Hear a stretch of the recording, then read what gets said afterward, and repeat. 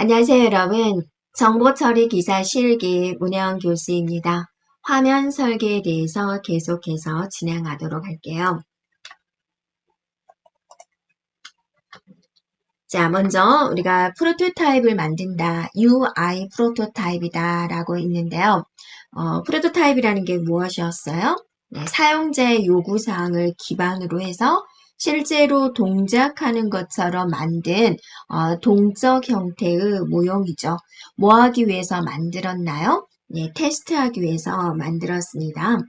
그래서 이 프로토타입은 사용자의 요구사항을 개발자가 맞게 해석했는지 검증하기 위한 것으로서 최대한 간단하게 만들고, 하지만 여기서 이 작동 방식을 이해시키는 데 필요한 기능은 반드시 포함되어야 되죠. 그리고 이 프로토타입을 가지고 테스트를 거치게 되는데 실제 사용자를 대상으로 테스트하는 것이 좋겠죠. 자, 장점과 단점을 한번 살펴보겠습니다. 그래서 사용자를 이렇게 할 거다라고 사용자를 설득을 하고 또 이해시키는데 도움이 되겠죠. 네, 그리고 그 사용자가 요구하는 사항과 개발자가 받아들이는 내용에 대한 혼선을 예방할 수 있기 때문에 전체적으로는 개발 시간을 줄일 수도 있다라는 거죠. 그리고 사전에 오류를 발견할 수도 있습니다. 단점이다. 그러면 이제 이걸 이제 프로토타입으로 이렇게 만들면 되죠. 그러는데 또 사용자가 이러이러한 의견을 내면 그것에 대한 보완을 해서 또 프로토타입을 만들고 이러다 보니까 작업하는 시간, 그냥 개발만 하는 시간에 비해서 프로토타입을 만드는 시간이 추가되었기 때문에 작업하는 시간은 증가될 수도 있죠. 그다음에 이 프로토타입을 만들 때 재료가 들어가잖아요. 그래서 필요 이상의 자원을 또 낭비할 수도 있다라는 거고요. 또 부분적으로 프로토타입을 진행을 하다 보면 전체 중요한 작업이 누락이 될 수도 있다라는 단점이 있고요. 이 프로토타입에 대한 종류에는 두 가지를 살펴볼 건데 먼저 페이퍼 프로토타입이 있고 디지털 프로토타입이 있어요. 제목만 보면 여러분 어느 정도 유추할 수가 있겠죠. 페이퍼다라고 하면 종이에다가 손으로 그림을 그려서 보여주는 것을 말을 하죠. 그래서 그 자리에서도 할 수가 있기 때문에 제작 기간이 짧은 경우, 또 비용이 적은 경우, 빨리빨리 협의를 해야 되는 경우 사용할 수가 있겠죠. 비용은 저렴하겠고 또 대화하면서도 가능하고 바로바로 변경이 가능하다라는 이제 특징이 있지만은 상호 관계가 많은 복잡한 것을 나타내기는 좀 부족하다라는 부분이고 또 여러 사람에게 나눠주거나 다른 사람에게 공유해서 볼 때 불편함이 있겠죠. 자, 디지털은 이제 기계로 합니다. 여러 가지 프로그램을 사용을 해가지고 파워포인트라든지 여러 가지 프로그램을 사용해서 작성하는 경우고 디지털로 되었기 때문에 얼마든지 재사용이 가능하겠죠. 네. 그다음에 하지만 이 프로그램을 이제 전문적으로 사용하는 전문가가 또 필요하겠고 해당되는 프로그램을 숙달하는 그런 시간도 필요하겠고 네, 장점이라면 최종 제품과 비슷하게 테스트를 할 수가 있고 얼마든지 수정할 수 있고 재사용할 수 있고 단점이라면 그 프로그램의 사용법을 알아야 되는 그런 부분입니다. 자, UI 프로토타입을 작성을 할 때 고려할 사항, 계획을 할 때는 이제 이런 점에 대해서 고려를 하자. 또 프로토타입을 작성을 할 때는 이런 점에 고려를 하자. 계획을 할 때는 어떤 점을 고려를 해야 될까요? 프로토타입을 이제 개발하는 목적을 확인을 하고요. 이 프로토타입의 개발에 필요한 여러 가지 환경을 마련합니다. 환경이다라고 한다면 뭐 시스템적인 거, 프로그램적인 거, 만들 준비를 해주는 것을 말을 하지요. 네, 그 다음에 이제 작성을 할 때는 프로토타입의 범위를 정합니다. 어디까지 모형물을 만들 것인지 이 프로토타입을 통해서 얻고자 하는 목표를 확인을 해주고 또 이거를 만드는 기간, 그 다음에 비용 이런 것들을 이제 고려를 합니다. 제작하는 단계는 1단계, 2단계, 3단계, 4단계로 우리가 나눠볼 수가 있는데요. 1단계다 그러면 일단은 이 프로토타입을 제작하는 단계입니다. 일단 중요한 게 누군가요? 바로 사용자가 되죠. 사용자가 뭐를 요구하고 있는지 그 요구사항이 무엇인지 그것에 대한 분석하는 단계가 되겠습니다. 다음에 이제 두 번째 단계는 이 사용자의 요구사항을 가지고 표현하는 거죠. 앞에서 봤듯이 손으로 하는 경우, 다음에 여러 가지 이제 컴퓨터적인 것으로 해서 편집하는 도구, 편집하는 도구를 이용해서 나타내는 방법 등이 있겠고, 핵심적인 기능을 중심으로 개발을 하고요. 3단계에서는 이제 사용자가 만들어진 거를 보고 이제 확인을 하고 있죠. 네, 확인을 하고 이것에 대한 이제 수정 의견을 제안을 하겠습니다. 그러면 이제 4단계에서는 이제 그걸 기반으로 해서 프로토타입을 기반으로 해서 사용자 요구가 이렇게 수정했으면 좋겠다. 또 개발자가 그것에 대한 의견을 해서 이제 합의가 이루어지죠. 보완을 해야 되겠다. 라고 생각이 들면은 다시 또 이 관계를 가죠. 그리고 또 이 단계를 오고 3단계, 4단계가 최종 승인이 완료될 때까지 이제 반복 작업이 이루어지게 됩니다. 자, 문제 한번 살펴볼 건데요. 자, 앞에서 제가 설명을 좀 안 한 부분을 제가 여기다 하겠습니다. 프로토타입을 통해서 발생하는 이슈를 이제 종류별로 취합을 하고 또 그거에 대한 해결 방법을 제시하고 이걸 모두 정리를 해가지고 보고를 해야 되는 사람은 누굴까라는 겁니다. 이거는 프로토타입의 이제 리더가 됩니다. 리더가 자, 이것에 대한 것을 이제 모두 정리를 하겠습니다. 네, 그래서 앞에서 설명할 부분을 제가 이 문제를 통해서 설명을 드렸고요. UI 흐름 설계입니다. 사용자 인터페이스 흐름 설계인데요. 이 흐름 설계는 뭐냐면 업무의 진행 과정, 수행 절차 이런 이제 전반적인 흐름을 파악해가지고 화면과 폼을 설계하는 단계가 되겠습니다. 그러면 UI 흐름 설계는 어떤 순서대로 할까? 기능 작성, 입력 요소 확인, 유즈 케이스 설계, 기능 및 양식 확인 이런 순서대로 해주면 되는데요. 각각의 단계에서 무엇을 해야 되는지 살펴보도록 할게요. 그래서 여러분이 이 순서는 기억을 해주고요.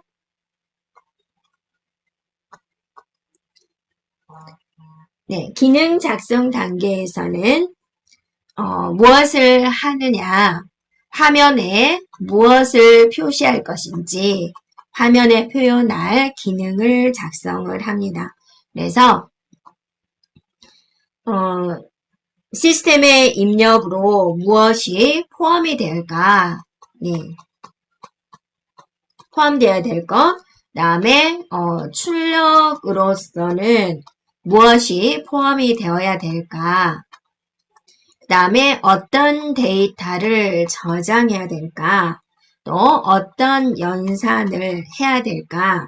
이런 기능적인 요구사항 또 비기능적인 요구사항을 정리합니다.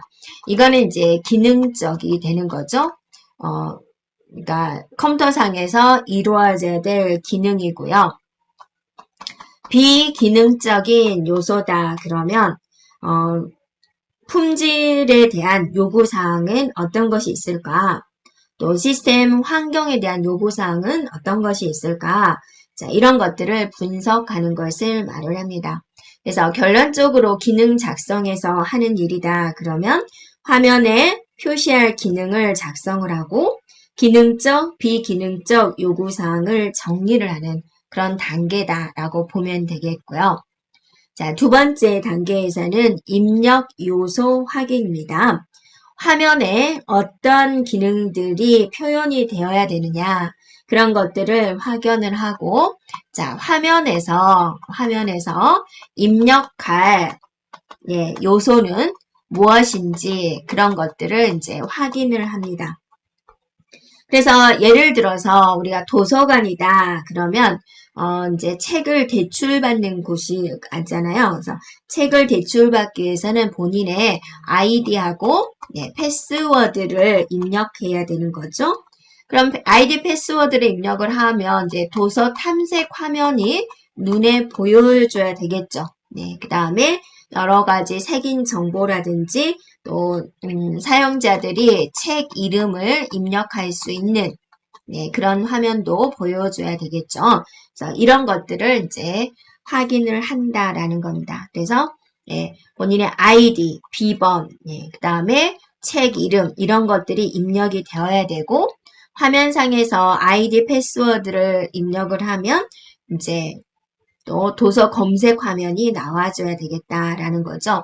또 흐름에 대한 내용입니다. 로그인이 제대로 되면 도서 검색 화면으로 넘어가줘야 되겠죠. 그 다음에 또 로그아웃을 했다. 그러면 화면에 뭐가 보여야 되나요? 로그인이 또 보여줘야 되겠죠. 이런 요소들을 확인을 합니다. 네, 유즈 케이스 설계입니다. 유즈 케이스다. 유즈 케이스는 사용자 입장에서 어떤 것들을 요구하는지 또 유즈 케이스를 이제 설계하는 그런 단계가 되는데 예를 들어서 이제 학생이죠. 도서관에 학생이 가서 이제 무엇을 하느냐? 도서 대출을 한다. 도서 대출. 자, 도서 대출을 하는 데는 단기 대출, 또 장기 대출 이런 것들이 있을 수가 있겠죠. 네. 또 뭐도 하나요? 도서 반납도 하는 거죠. 자, 이런 유즈 케이스를 이제 설계를 한다라는 겁니다.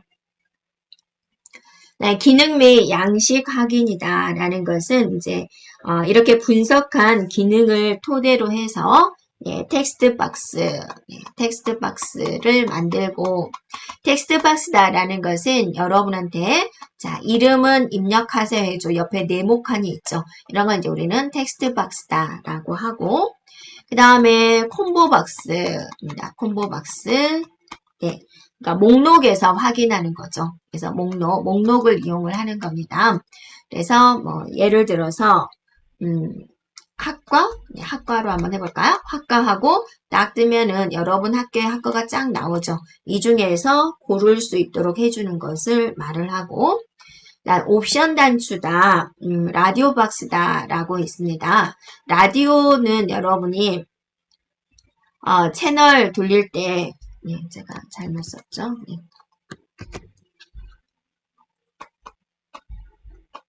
라디오 박스는 옛날에 채널을 돌 때 동그라미로 돌렸어요. 그래서 하나만 선택할 수 있는 것을 라디오 박스다라고 그럽니다. 그 다음에 이제 체크박스가 있어요. 체크박스는 이제 여러 개 선택할 수 있어요. 이렇게요. 그래서 당신은 뭘 타고 왔나요? 지하철, 버스 이런 식으로 지하철도 타고 버스도 탔어요. 여러 개 선택할 수도 있는 거죠. 그래서 이런 단계입니다. 순서는 우리가 반드시 기억을 해주고요. 자, 문제 한번 볼까요? UI 화면 설계 단계 중 무슨 단계냐? 흐름 설계 단계입니다. 작성 순서대로 나열을 해보자 라고 했어요. 자, 그러면 이게 작성 순서에서 얘가 무슨 단계인지 한번 봐볼까요? 화면에 입력할 요소를 확인한다. 자, 입력할 요소를 확인하는데 화면이죠. 그래서 이거는 무슨 단계였어요, 여러분? 2단계 중에서 입력 요소 확인 단계였죠. 자, 그 다음에 기능을 토대로 텍스트 박스, 콤보 박스, 라디오 박스, 체크 박스 등을 확인하고 규칙을 정의하는 단계가 무슨 단계였어요? 네, 기능 및 양식 확인 단계였습니다. 그 다음에 화면에 표현할 기능을 작성을 한다. 화면에 이제 무엇을 표현할 건지 표현할 기능을 작성하는 게 바로 무슨 단계였어요? 기능 작성 단계였죠. 그 다음에 UI 요구사항을 기반으로 해서 UI 유즈 케이스를 설계한다. 바로 이제 유즈 케이스 설계 단계였습니다. 그러면 이제 우리가 순서대로 잡아본다면 제일 먼저 기능 작성을 하고 입력 요소 확인을 하고 유즈 케이스 설계를 하고 그다음에 기능 및 양식을 확인하는 이런 단계가 되죠. 그래서 순서대로 나열한다면 C, A, D, B 이런 순서가 되겠군요. UI 상세 설계입니다. 자, 이 부분에서는 실제로 설계되고 실제로 구현되고 있는 것을 위해서 모든 화면에 대해서 자세하게 설계를 진행하는 단계가 되겠고요. 그러면 이 UI 상세 설계는 어떤 단계로 진행을 할까? 요구사항 확인, UI 설계서 표지 및 계정 이력 작성, UI 구조 설계, 메뉴 구조 설계, 화면 설계 이런 순서대로 진행하면 되겠는데요. 각 단계별로 상세한 내용을 살펴보도록 할게요. 자, 요구사항 확인이다. 그러면 이제 UI 상세 설계를 위한 요구사항을 이제 최종적으로 확인하는 단계가 되겠습니다. 그래서 사용자의 목적에 맞게 구조나 디자인이 편리하게 되어 있는가? 라는 기능 위주로 철저히 준비를 하는 부분입니다. 그래서 예를 들면 화면에 표시될 기능은 다 들어가 있는지, 화면의 구성 요소는 잘 되어 있는지, 추가적으로 필요한 구성 요소가 있는지, 또 기능을 표현하기 위한 페이지, 그 다음에 각 화면 간 이동, 그 다음에 팝업 창에 대한 내용, 이제 예를 들면 이러한 것들을 이제 확인하는 것이고요. 자, 두 번째는 UI 설계에서 표지입니다. 표지 및 계정 이력 작성이다 그랬습니다. UI 설계에서 표지는 다른 문서와 혼동되지 않도록 프로젝트 이름, 시스템 이름 이런 것들을 포함시켜서 작성을 하고요. 다음에 계정 이력 작성 부분은 UI 설계서가 수정될 때마다 어떤 부분이 어떻게 수정되었나 그런 것들을 정리해 놓은 문서입니다. 그래서 첫 번째 초안을 버전 1.0 또 수정되면 버전 1.1 이런 식으로 이제 높여가면 되겠고요. UI 구조 설계 단계에서는 UI의 요구사, 또 UI 프로토타입 이런 것들을 기초로 해서 UI 구조를 설계합니다. 그래서 예를 들면 이런 거죠. 네. 자, 사용자가 있습니다. 사용자. 네, 그래서 이제 회원 가입을 하려고 그래요. 회원 가입. 그러면 이게 이제 시스템이 가지고 있는 사용자들이 회원 가입하겠습니다. 라는 버튼을 누르면 시스템이 가지고 있는 회원 관리를 봐야 되겠죠. 그래서 이미 가입된 사람이 아닌가? 라고 이제 회원 조회가 일어나야 되겠죠. 자, 이런 식으로 이제 UI 또 여러 가지가 있겠죠. 이런 식으로 UI 시스템 구조를 설계를 하고요. 그 다음에 이제 메뉴 구조 설계다 그랬습니다. 네, 이거는 사이트 맵. 자, 사이트 맵 구조를 통해서 이제 사용자 기반 메뉴 구조를 설계하는 단계입니다. 그래서 컨텐츠를 한눈에 알아볼 수 있도록 메뉴로 구분한 사이트 맵 구조를 설계를 합니다. 그래서 예를 들면은 고객 정보라는 메뉴가 있는데 그 하단에는 공지사항이 있고 그 다음에 뭐 이벤트가 있고 그 다음에 FAQ가 있고 이런 식으로 이제 나열을 하는 것을 말을 합니다. 또 뭐에 대한 메뉴에 하위 메뉴에 뭐가 있다. 그리고 이것에 대한 상세한 내용을 테이블로 이제 설명을 합니다. 그래서 테이블로 표시를 하는 거죠. 그래서 여기에 고객 정보라는 메뉴가 있는데 거기에 메뉴 두 번째는 공지사항, 이벤트, FAQ가 있다. 이런 식으로 또 어떤 메뉴가 있는데 거기에 하단의 메뉴는 뭐가 있다. 이런 이제 테이블 형태로 작성을 합니다.